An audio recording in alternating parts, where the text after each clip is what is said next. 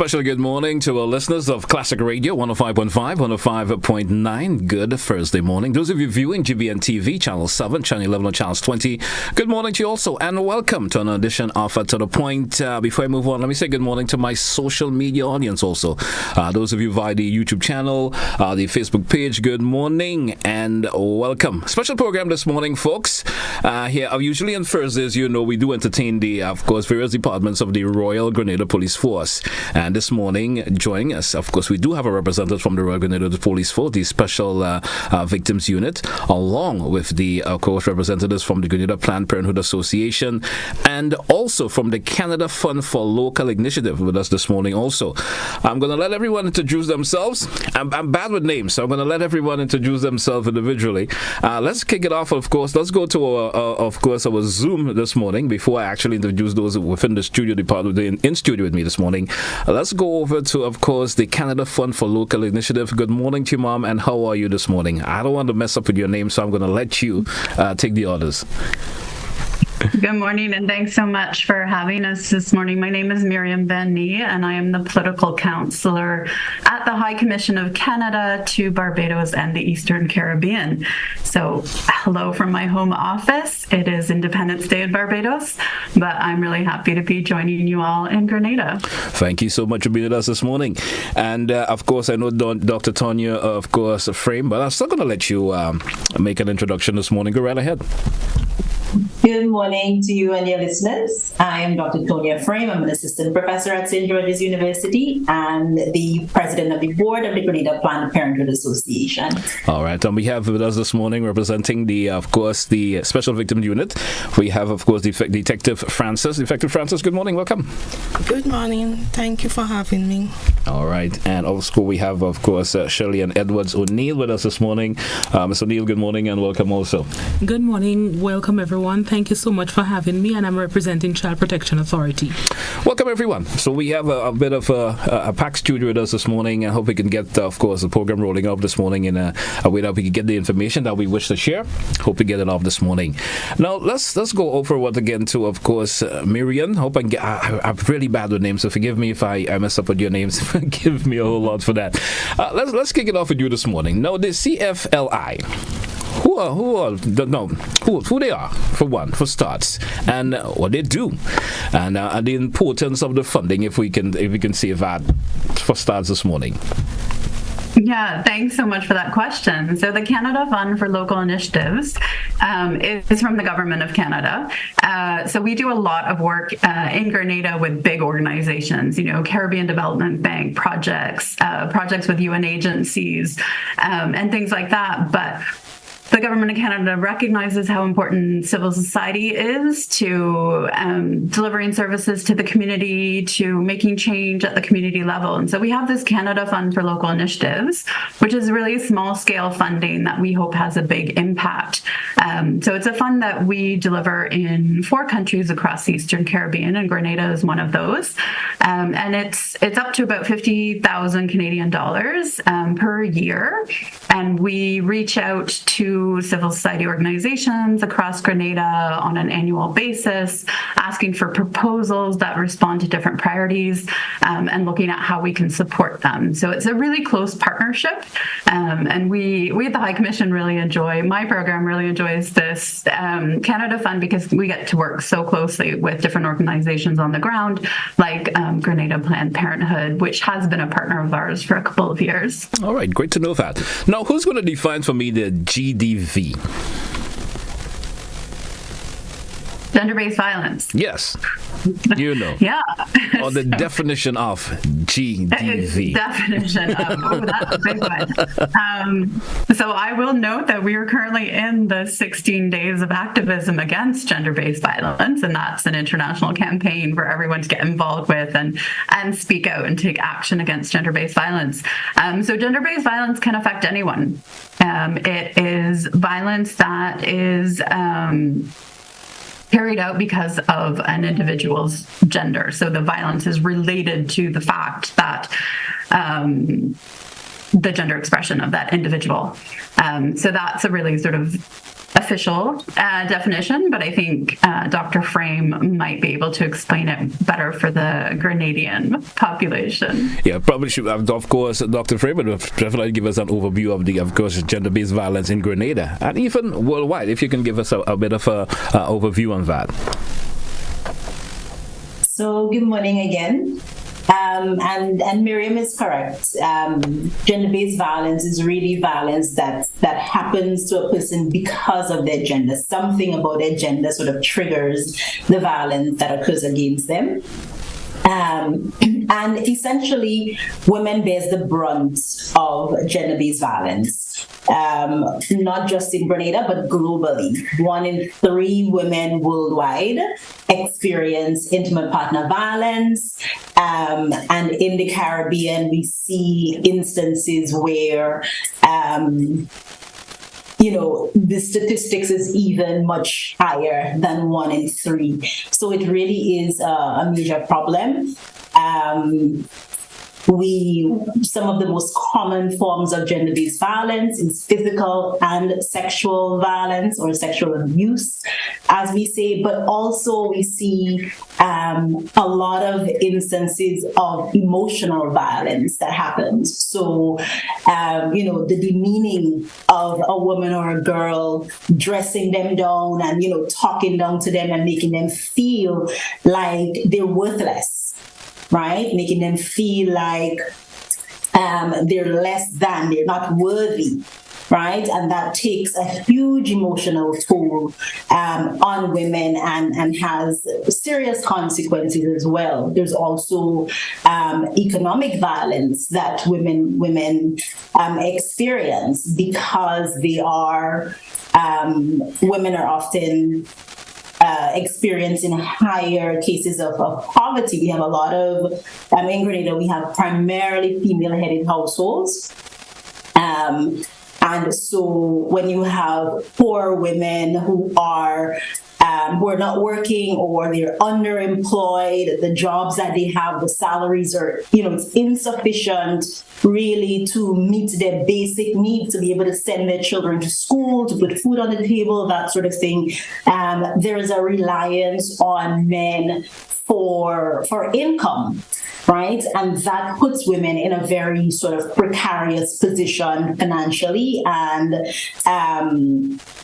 increases their risk of experiences of violence in Grenada and in other places as well. Now, we hear this morning because of the collaboration. Of course, we have the Special Victim Unit from the Royal Grenada Police Force. We have the Grenada Planned Parenthood Association with us this morning. We also have the Canada Fund for Local Initiative. Tell us the reasons for the organization and for the collaboration, or the organization reasons for collaborating, I would say. So, last year was our first time being a grantee of the Canada Fund for Local Initiative. We're very happy to be awarded one of the grants. And one of the projects that we focused on was really around engaging men and boys and engaging multiple stakeholders, being able to go out into the community and provide services, sexual and reproductive health and rights services, comprehensive sexuality, sexual and reproductive health and rights services, HIV, GBV services. And the approach that we took was one that was very collaborative. It included collaborations with the Gender-Based Violence Unit in the Ministry of Social Development, with the with the Special Victims Unit, SVU, in the Royal Grenada Police Force, Child Protection Agency, Authority. We just partnered with all the relevant parties, including the Ministry of Health. And one of the feedback that we received when we were debriefing from that project, and when we met as well with the representatives, the ambassador from the Canadian Embassy, was just how impactful it was, right? That collaboration for the partners who collaborated. and some of the opportunities that collaboration provided that wasn't really a common feature of the way we worked previously on this issue, right? And so as part of that, I can clearly remember the representative from Special Victims Unit saying, we really need a space where we can meet and do our case management, and we're all here together, and victims and survivors, they don't have to run from this place and that place, and it takes so much time and all of that. And we were having this conversation at the Grenada Planned Parenthood Association, which is, for those of you who know the place, it's a 3-story building. Upstairs, we have the clinic. Downstairs, we have offices, and we have some extra space in the basement. And so, the idea was kind of birthed that, well, why not pursue this? Yeah, let's continue the collaboration. GPPA provides the health and medical services for victims and survivors, and we bring in the other organizations into our space to provide this one-stop shop or this one-stop center for gender-based violence. And so when the second round of grants, call for grants was out, we decided, well, that's the route we wanted to go, as it shows, that continuity, that continued partnership, building on the first project that we worked on. And we already had the buy-in from the partners that we collaborated on the first grant. So it just made perfect sense. It really worked out. And now we were successful in receiving the grant from the Canadian Fund for Local Initiatives. And we're well on our way putting things into place to implement the first ever one-stop shop or one-stop center for gender-based violence survivors and victims in Grenada. Interesting to know that. Now, let me ask this question also. I mean, I'm assuming. Oh, of course, Mary, want to chime in here? Go right ahead. You wanted to chime in on something? Yeah, no. Yeah, please.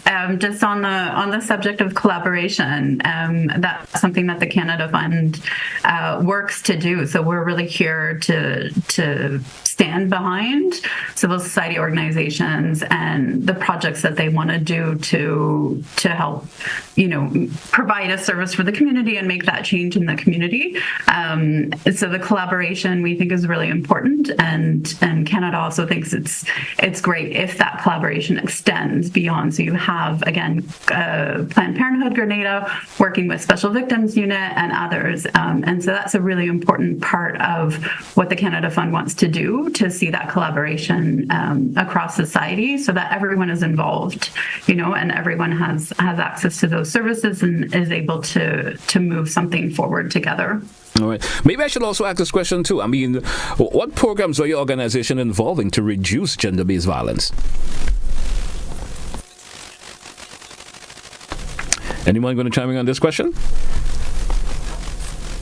Well, if you're, I was asking, what programs are your organizations involving, to reduce the gender-based violence? So for the Government of Canada, it's quite broad. There's a whole range of programs across Grenada, but also globally. It is a priority of the Government of Canada. So we do it at home and abroad. So, it's not as though gender-based violence doesn't exist in Canada. It certainly does. So we have a lot of programming federally as well at home, but then abroad we're working in a lot of different spaces. We work with the UN Women Caribbean on a number of projects. One you may have heard of, Build Back Equal. There was Engender, Women's Voice and Leadership. All of these programs work to create, to empower women and girls, to empower men and boys, to create those spaces where everyone can live up to their own potential and not, see violence as a solution or violence as a way of expressing their own frustrations in their lives. So all of those projects work in a way to provide women, with economic empowerment. So if you're supporting women to build their own businesses and to provide for their families, you create a space, you close that space of potential violence, right? So if people have access to what they need in life, we believe that does close off those spaces for violence and try and shift those attitudes of how you respond in a family setting, in a community setting. So there's a lot of big projects and then smaller ones through the Canada Fund. But of course, Dr. Frame can speak to more in Grenada specifically. All right. Dr. Tonya, you want to chime in on that particular question? Sure, I can speak to what GPPA is doing, and the others can speak about what their specific agencies are doing. So for the Grenada Planned Parenthood Association, we are primarily a clinic, but we do engage in. So of course we would see when we see clients, one of the things that we do is screening around gender-based violence and provide services as necessary. And then we do quite a bit of communication projects. So, for example, you see on our social media pages, we have information on just raising awareness about gender-based violence for different populations, and we try to be inclusive. And right now we're developing communication products for persons with disabilities who might have hearing disabilities and visual disabilities, so that the information can also reach them. They're a particular vulnerable group because they may have intellectual disabilities and so on, and people may feel, they're a bit of an easy target. So it's important for our messages around preventing gender-based violence, as well as the resources that are available to address these issues around gender-based violence are available. So we do quite a bit of communication messages in collaboration with Glen, which is an organization that focuses primarily on vulnerable populations such as persons with HIV, LGBTQI community, sex workers, and so on. And we've also had intervention projects where we've done engage men and boys in raising their awareness and trying to change the social norms of men and boys in around gender-based violence. So research has shown that in Grenada, there's a culture that is accepting of gender-based violence, that, it's not a big deal. It's not seen as a big deal if a man hits a woman, he give her $2 because she steps out of line, says something that he feels she shouldn't say, she doesn't prepare the meal, he comes home from work and there's no food on the table, kind of thing, right? There's still some of those going around. So we had an intervention this year where we worked with a group of about 30 men and boys to try to change some of those social norms in how they believe, what they believe the roles of men and women are, and how they should treat and see women as equals, really, and be respectful and so forth. All right. I should throw this question also over to, of course, Detective Francis, speaking from the Special Victim Unit of the RGPF. Tell us about, of course, some of the RGPF, of course, especially the Special Victims Unit, involving in terms of reducing gender-based violence. Okay, so the Special Victims Unit, at the unit, we try to educate and sensitize people. Basically, the general public, victims, survivors. We have media programs as this one with other entities where we try to bring across issues of sexual violence, domestic violence, and child abuse. All right, thank you. Folks, we drew for a break. We're going to take it, then we come back. Of course, we continue with the discussion here this morning here on To The Point. Stay with us. We're coming back after the break.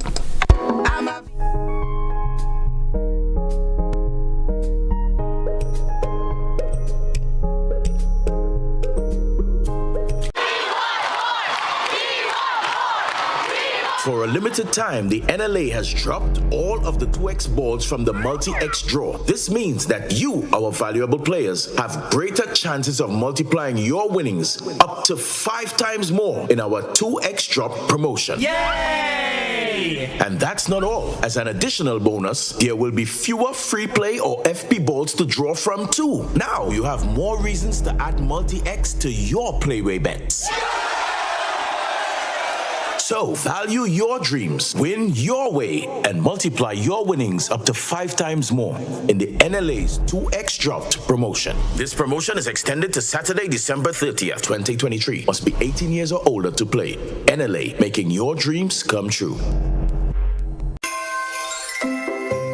Hello everyone, here is an invitation to join me this and every Sunday until December 17th on GBN Television and K105 FM from 5 p.m. to 7 p.m. for Yuletide Sundays. Great music, gifts, and all the wonderful things of Christmas. Yuletide Sundays comes to you compliments, Hubbard's, quality service, affordable prices, Grenville Credit Union, Gittins Healthcare, and Clear Vision Eye Center.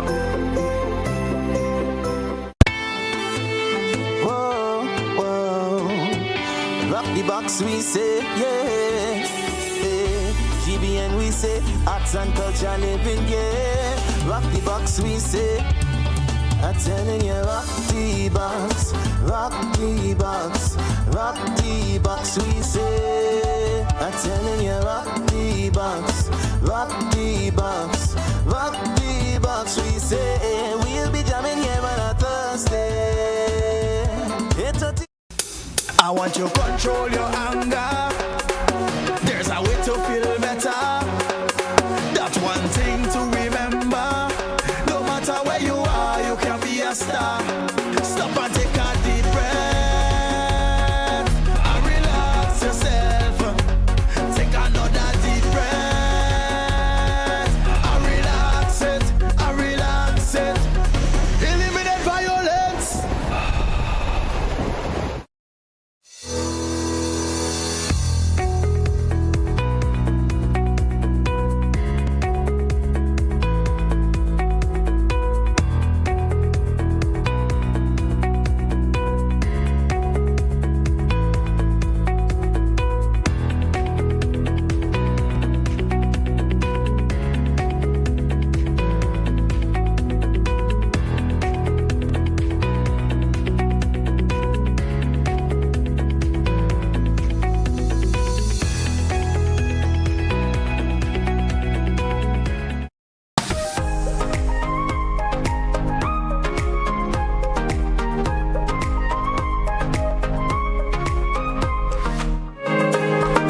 Welcome back, listeners. Welcome back, viewers. It's To The Point here on Classic Radio, GBN TV. Joining us in studio is, of course, is it Dr. Jackie Cornwall or just Jackie Cornwall? All right, my bad.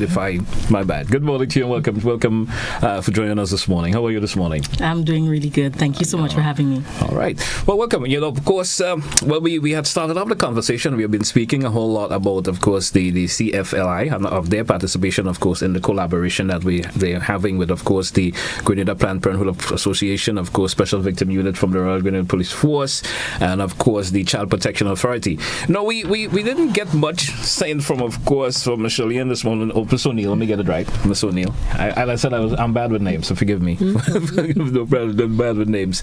Now, how does the Child Protection Authority fits in into all of this? Good morning again, everyone. Now, Child Protection Authority focuses solely with children, and that's persons between the ages of 0 to 18 years. And domestic violence, gender-based violence has no face, it has no age, and so children too are affected by this issue, and so we work closely with other agencies in dealing with domestic violence, gender-based violence. All right. Another question I want to ask, I'm not sure who's going to be able to answer this particular question for me. In terms of the the service provided, what population do folks work with, especially when it comes to children, adults, males, females, etc. What population do you folks work with? Who's going to answer this one for me? I think the good thing about our collaboration is that you recognize that we cover the entire population and persons have different specialization. So as Dr. Frame mentioned, at GPPA we work with, men, women, children, and offering health services. And I'm quite sure that Child Protection Authority can tell you a bit about specifically who they work with and Special Victims Unit. All right. Special Victims Unit, tell us about some of the individuals that you're working in particular. So we work with the general public, adults, male or female, children, male or female. So a variety of persons, you could say the general public. We provide services to them. No, I would like to get probably someone could provide me with some statistics a wee bit in terms of the yearly average in person assisted by the organization. Okay. So maybe from the Special Victims Unit, we have the Planned Parenthood Association here with us this morning. Tell us. So from the SVU point of view, we work with about 200 persons yearly. All right. So it could be adults, children, but most of the persons that we deal with are children. All right. Now from the Child Protection Authority. Okay, for Child Protection Authority, our clientele in terms of the numbers vary. For example, in 2021, we worked with, or direct work with 333 persons, 34, sorry. In 2022, we had 604. And up to the third quarter of this year, we've already engaged 564 clienteles being affected in one way or the other. All right. And it's basically a gender-based violence we speak of. It gives a variety of different types of abuse that children are affected by. Okay, great. Now, my next question, we're talking about currently, how many victims or survivors receive, especially when it comes to the health part of it, the health services for a part of it? Who's going to take the lead on that? I think recently Grenada launched standard operating procedures, and it identifies the Ministry of Health as the entity responsible for offering health services for survivors of gender-based violence. And they primarily serve Child Protection Authority as well as Special Victims Unit. I think one of the good things about what we're hoping to do with the One-Stop Center is to be able to pull some of those specialized cases and offer some support at the Grenada Planned Parenthood Association. All right. Referral is always an important factor that plays into it also. Tell me, the referral part to ensure that victims, survivors, etc., get that care that needed if not provided by you or any of your organizations. So I'll say the referral pathway is a clear pathway. Everybody know each other. We have contact information for GPPA. We have for Child Protection Authority, Social Development, Psychosocial Unit, Gender-Based Violence Unit. So we have all the contact information. So when situation arises that's not directly directed to the police, but maybe something for CPA to deal with or Gender-Based Violence Unit, we do the referral. Take the person's So how does the pathway actually flows? So we'll take the information, we'll document it. If the person's in the office as we get the information, we place a call. Sometimes the person that we get on the other end, where they are child protection officer, they have a conversation with the victim, I'm assuming? Yes. All right. So they'll direct them as to what they need to do. All right. Now, the Child Protection Authority, let's speak to, of course, Mrs. O'Neill for a wee bit. When the situation gets to your part, how does it flow from there in terms of the how does it go in terms of the part of the referral path? Okay. All right. When it gets to you, how does it flow from you? Okay, so firstly, we receive referrals in accordance with the Child Protection and Adoption Act. So it speaks to who we can get referrals from. Once a referral gets to us, if it's a situation that we deem as an emergency, for example, we may get a call from the police indicating that a child was sexually abused this morning. They're currently there. We do run a 24-hour duty system, and so we would send out a duty officer to work collaboratively with the the police to get that information. If it's something that happened before, then the case would be assigned to a caseworker, and that person would go out, do the investigation. We try as much as possible to engage other stakeholders, because what we do not want is to re-traumatize the child. And that's where we're really fortunate and happy to have GPPA, because with the one-stop shop, everybody would be at the same space. A lead person would be the one interviewing that child, so you do not have multiple times interviewing that child for that child to relieve the situation. If it is a case that has to go to court, then the police would do their criminal aspect with the support, of course, of Child Protection Authority. If there is no criminal aspect, CPA continues to follow the case until the child reaches a stage where they are self-sufficient and we can close it off to the authority. All right. I've heard numbers, a number of you mentioned the one-stop shop. Who can explain the one-stop shop for me? Because it's been mentioned a couple of times and I'm trying to get a grasp of it. Right. So the one-stop shop, and we know the history, the little history behind it. The one-stop shop is really a co-location model where we have multiple service providers in one space. Ideally, we would want them to have a much bigger building where each person can have an office and they're there 24/7. But the co-location model that we're piloting will have a representative from each of the entities who will be either on call or will spend some time at this space. And once a case is brought before Child Protection or the Special Victims Unit, they will activate the mechanism that would now collaboratively bring all the other relevant persons together so that they can begin the process of working through and managing the case with that child or adult. The importance of the one-stop shop, the importance of it. I think the partners are the ones who had clamored for it, and I want to give them the opportunity to talk a bit about what it means for them to have such a facility. All right. Who's going to take the program, the one-stop shop? Okay, so the one-stop shop, it's a very good initiative. From the police point of view, it will provide services to victims or survivors, making it convenient, easy to access. As it relates to sexual violence, normally with the sexual violence you have to do a rape kit, and sometimes the wait at the general hospital does be a little long. And persons like that, sometimes they get a little reluctant because considering the wait, I can't take this wait at the hospital, so that might cause them to be a little reluctant to report. But with the one-stop shop, it's convenient, easily accessed. From one point, you could have numerous offices. They could get CPA if it's a child. If it's somebody that needs counseling, we have the psychosocial unit there. So it's much convenient. All right. You did speak about some of the services that were offered. Any other services maybe that you have missed that anybody else want to chime in on?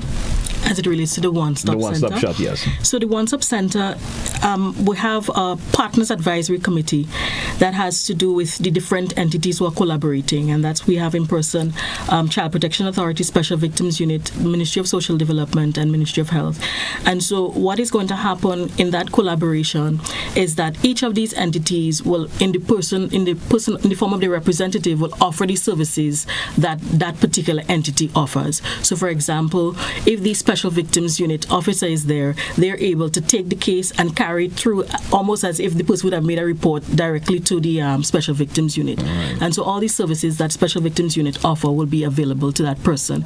And obviously the ones that are not available will have activate the referral pathway to make sure that they get the complete care that they need. All right. Understandably, for the one-stop shop, it takes care of the multiple moving around. So one come, an issue is presented, and everybody, that individual is taken care by all the entities at one particular location of that sort of. I want to talk about what is 16 days of activism. Who's going to chime in on that for me? So I'm happy to start that, take that one off. So the 16 Days of Activism Against Gender-Based Violence is an international campaign that we celebrate globally. It starts on November 25th, which was this year last Saturday, which is the International Day for the Elimination of Violence Against Women and Girls.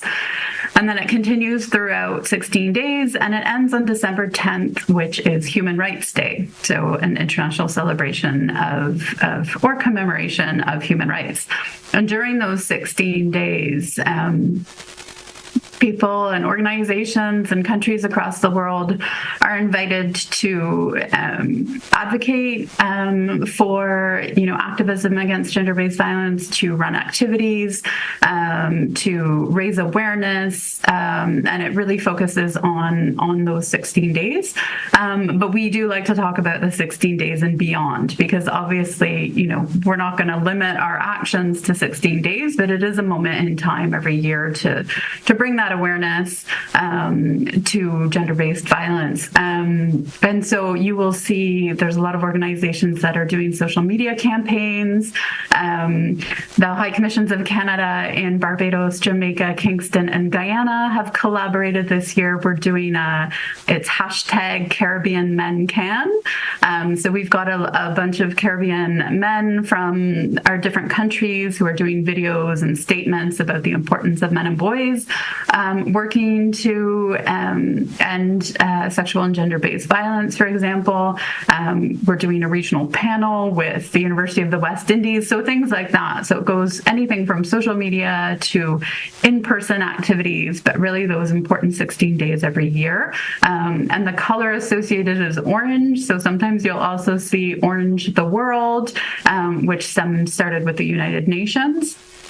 So all of that is happening right now, and there's lots of different ways to get involved, and really people are encouraged to take action. That's a really important part of the 16 days. So learn about it, raise your awareness, and figure out how you can take action and help end sexual and gender-based violence. So over to my Grenadian colleagues. I would also like to know, of course, Dr. Frame could probably give me information, and also share with me some information on the importance of the 16 days of activism.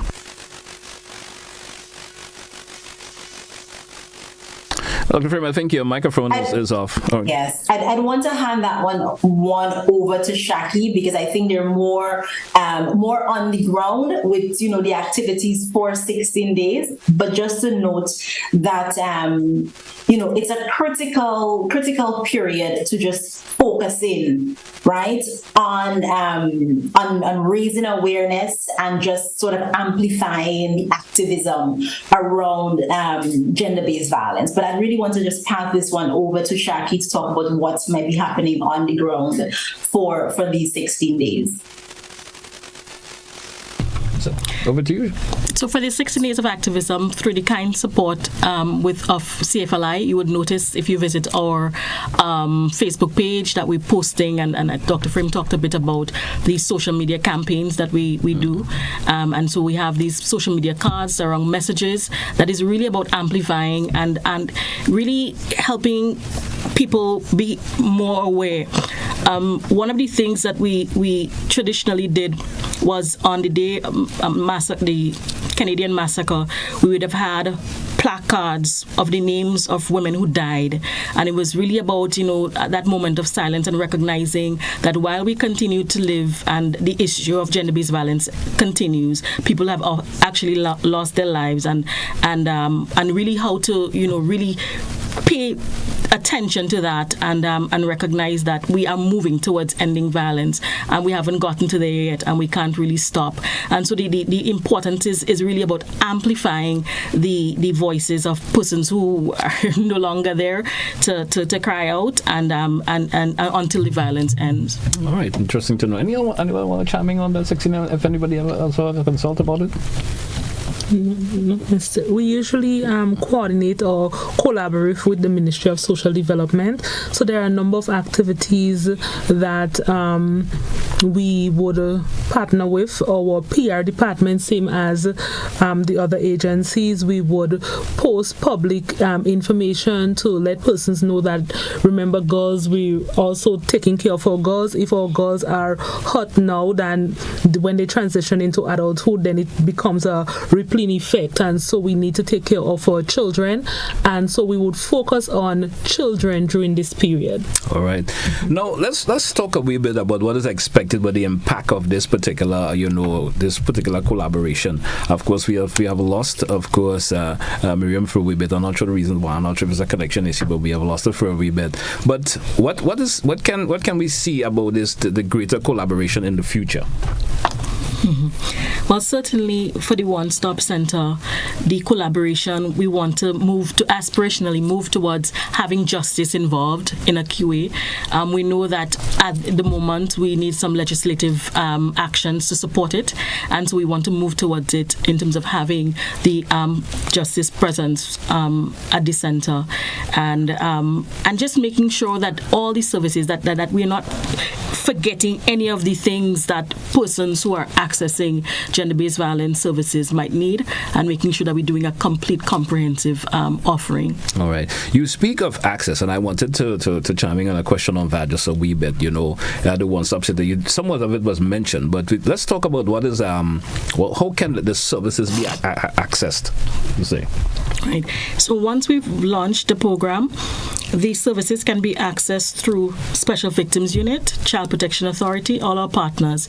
And so if a call goes to them and there's a healthcare need, they will then activate the One-Stop Center. Okay, great. We drew for a break. Let's take it, and when we come back, of course, we should chat some more. Stay with us, folks. It's To The Point here on Classic Radio GBN TV.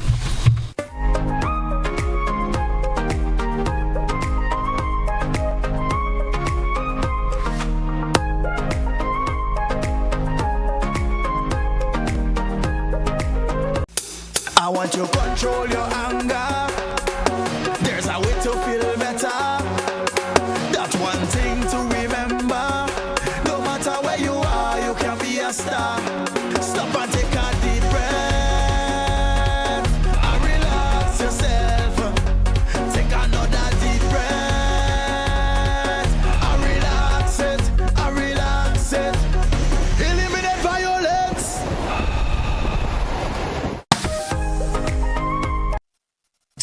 I am your mother, aunt, grandmother, guardian, friend, and I promise to protect you in all situations because someone has hurt you, violated you, harmed you, abused you, and you were brave enough to tell me. You trusted me. You came to me for help, to defend, for support, to protect you. No amount of money or bribes, favors, or gifts will stop me. You are most important to me.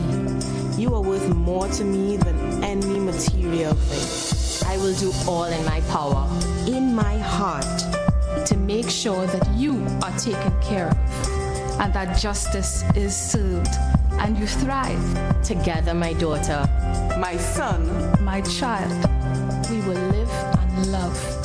I will protect you. Break the silence. Report all cases of child sexual abuse. Kids, speak.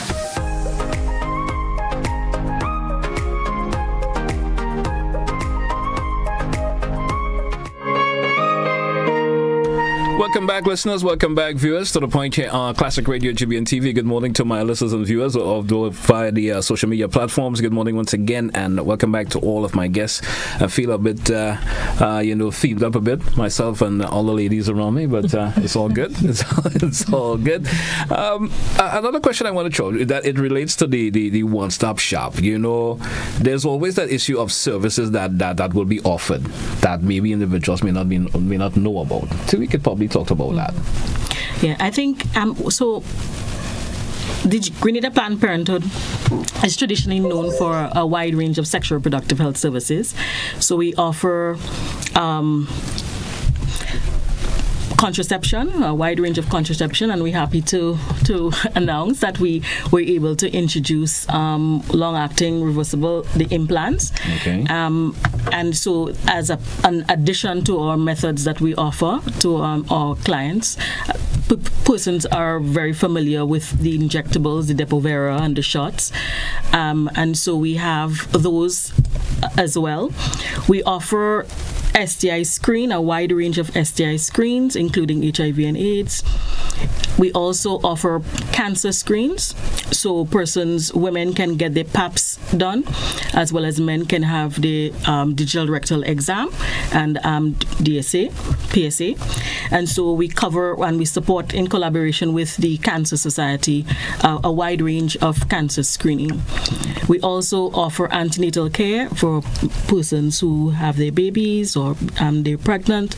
We have a doctor on staff, compliments of the Grenada Fund for Local Initiative, and we can also support a wide range of medical health care needs. And so it means then that as we open up the pool of things that we offer, we are also opening our net for catching survivors of gender-based violence. As Dr. Frame mentioned, our screen, as we do our screen, we're picking up more and more persons who have a history or are currently in relationships and that require the support, and we're able to offer them the referral, connect them with the needed resources. And so these are generally some of the services that we offer that the survivors can also benefit from.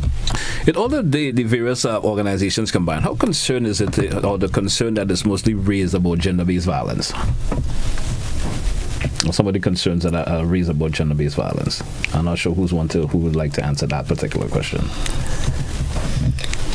So the concern, Dr. Alfred, go right ahead, please. All right, thank you. So I would want to address this from the perspective of the service providers rather than, and probably bring in a little bit up from the survivors and victims perspective. In 2020, under the Spotlight Initiative, we did a comprehensive situational analysis of the response to gender-based violence in Grenada. So with the essential service sectors, as it's called, police, justice, social services, and health sectors. And that was a team project led by Jackie C. Burke, Dr. Zuria Miller-Marshall, and myself. And we were able to identify through interviews and focus groups with service providers and victims a number of different gaps and problem areas, if you will. And so if you speak to people across the sectors, each sector has the internal challenges, but also challenges with the coordination. And so that was one of the main issues, in my view, about gender-based violence, that survivors were complaining about, just the lack of coordination between the sectors when they needed to access services from police and services from health and social services. They felt that it wasn't tightly coordinated and there was opportunities to fall through the cracks, that people weren't adequately speaking with one another and so forth, right? And that created some hesitation, particularly for people who had those views about the system, people who came forward to use it, and then they experience those barriers. It means that they're unlikely to return for any follow-up care. They're unlikely to, if they have another incident of violence, they're unlikely to seek help, right? Because then it just wasn't effective. The long wait times, those kinds of things. And so in 2020, following up from the situation analysis, standard operating procedures were developed for each of these sectors, the essential sectors, to address those gaps for police, justice, health, and social services. And so a number of training sessions have happened over the last year, and I think culminating this week with the health sector. And actually, CFLI was a major contributor to that training. GPPA partnered with the Ministry of Health and the Pan American Health Organization, and what was meant to be a 2-day training for GPPA turned into a 3-day training, very comprehensive, where we were able to train healthcare providers nurses, doctors in public sector, private sector, GPPA, also in preparation for launching the one-stop center. How to use the SOPs, what the SOPs said, and how to do the clinical management of rape. And I think that training was very successful over the 3 days. And I think will go a long way in dealing with some of the gaps and complaints that people have identified with the services for gender-based violence. So one of the things that the One-Stop Center will do, now that the healthcare providers have been trained and those who would be using the One-Stop Center would be to use the standard operating procedures. And we would ensure, and hopefully we are able to continue our partnership with the Canada Fund for Local Initiative and find other means of making this sustainable. Ensure that the One-Stop Center is well-resourced to meet the needs of victims and survivors of gender-based violence, but also is a good place for those who are working there to work, because this is difficult work. By no means is it's easy work. Right, seeing women, in these situations day in and day out. It's also very, very difficult for the service providers. So creating that environment where we can provide good quality services that meet international standards and make women feel that their needs are being prioritized. Those are some of the key things that we will try to do to ensure that we address some of the challenges. If you'll allow me just another minute, just to say that one of the things that the SOPs deal with, that for me, I was not aware of this before 2020, was the whole issue of virginity testing or two-finger hymen testing. And I'm speaking about this because I really want to use the opportunity to discourage our parents, our mothers, especially, who are, and also our service providers in the different sectors. And I'm asking the Ministry of Health to take the lead on this because it falls squarely in the lack of help, to say that it is not appropriate, it is not correct, it is against the human rights of women and girls, against their rights to conduct virginity testing. And simply this means that if a mother feels that her daughter has had sexual activity, whether it is with someone her age or someone older, and goes to ask a healthcare provider to check to see if the daughter is still a virgin, to see if she has sex, that is not correct. Please stop doing that. And I hope we get to the point where the health sector will treat this very, very seriously. Providers were trained on this yesterday. This is a very traumatic experience. It is re-victimizing victims. When the courts and when the service providers in the various sectors ask for that service to be provided, when courts and police officers ask for that service to be provided, to check to see if a victim or survivor has actually been raped, to say if their hymen is intact, the hymen being intact or not is no indication of sexual activity or rape. Right? So it does no good. It tells you nothing about what you want to know. Please discontinue this practice. I'm asking all of us to do that. Right? It does more harm than good. And so I'm really making a call for us to discontinue this practice. And just a note on the One-Stop Center, I think we also, as we go through the process, to be cognizant that we might have some blind spots. And so we have to be open to, hearing from the public on this. But also encouraging other sectors who might not be part of it. And one of the sectors I'm thinking about here, I know we've engaged police, but I don't think that we've adequately yet engaged the prosecutors.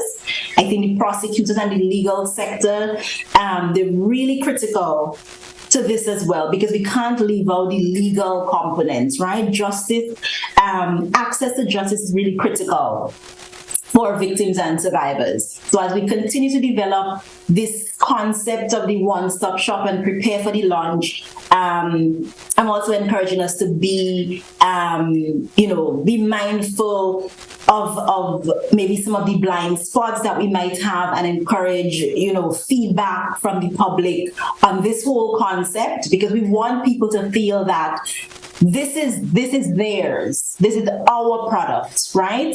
And so people can feel comfortable calling and asking about the services, and just making this whole issue of gender-based violence not acceptable in our communities. It starts in our communities, in our families, people just calling it out and making, those who seek help and need help feel like they're not doing the right thing. We have to make people feel comfortable that it's okay to seek help, because we know that even the numbers that we see, while it's high, right, 29% of Grenadian women who have experienced sexual and physical violence, right? We know the numbers may be higher because of underreporting and all of that. So we need to develop a culture where it is unacceptable for violence to occur, and for make it okay for people who need help to seek help and to get good quality help and services. Thank you so much. It's a lot, but I felt like I really needed to say that. Thank you so much for the information shared. So, the Christmas season is approaching. What are some of the advice you would like to throw to the public? Because we're a bit strapped for time, but I still like to throw that question out. I don't know who wants to chime in on that. I'll go first. So as we approach the Yuletide season, I'll urge the general public to be safe, especially our women and girls. Be safe out there. If you have to go and party or lime, go in groups. If you're drinking, drink responsibly. Don't leave your drink unattended so that somebody maybe could put something inside there. Also, if you're going somewhere, ensure that you have a ride from somebody that you know very well. Avoid rides from strangers or people that you don't know. In terms of your property and your belongings, safeguard them, keep your home safe.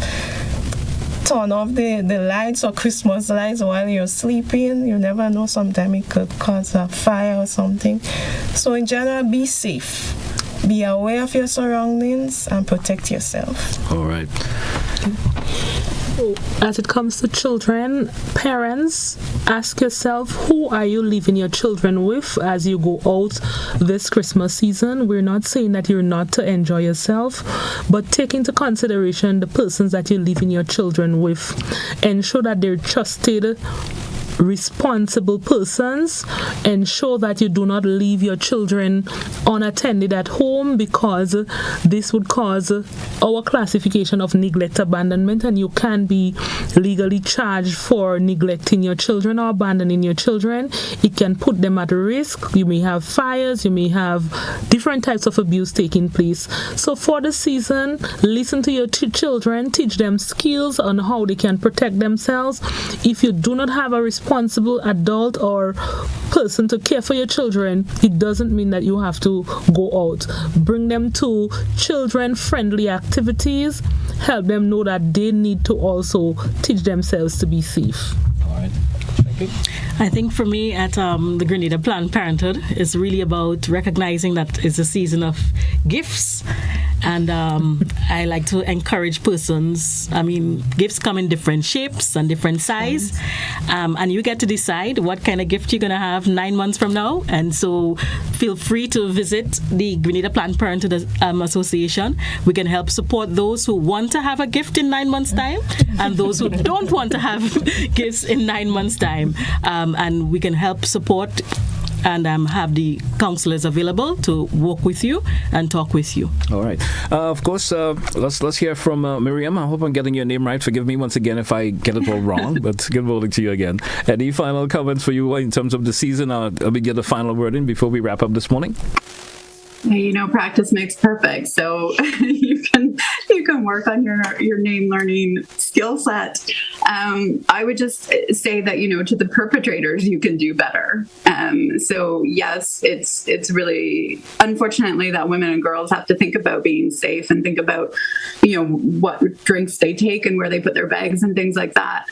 But those who have, are inclined towards violence or, who aren't sure what they're doing, seek help, talk to others. It's your responsibility to behave better. It's not the victim's responsibility to make you behave better. So I think it's really important to recognize too that the holiday season can be really stressful. There's all sorts of pressures. There's, you have to get together with family or, you need to buy gifts for people. And that's really hard. And we know that holiday seasons are really hard on people or folks who are alone and are seeking companionship.